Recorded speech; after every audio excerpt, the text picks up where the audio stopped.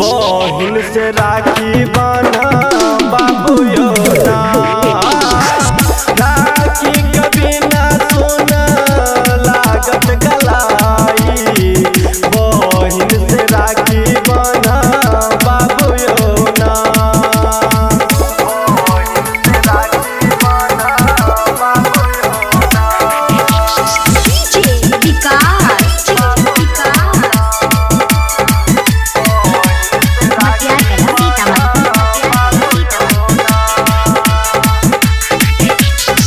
भाई बहिन के होय छै दूगो पाबन एगो बरदुतिया एगो होय छै रक्षा बंधन भाई बहिन के होय छै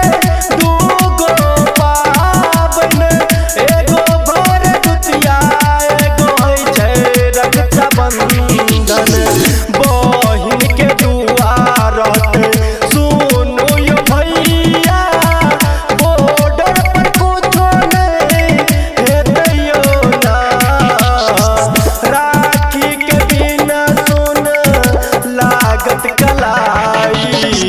बहिन से राखी बना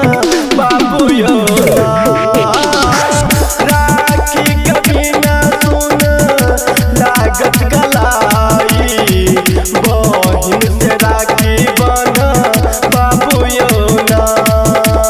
अभी आप सुन रहे हैं झंझारपुर से मिथिला रिकॉर्डिंग स्टूडियो की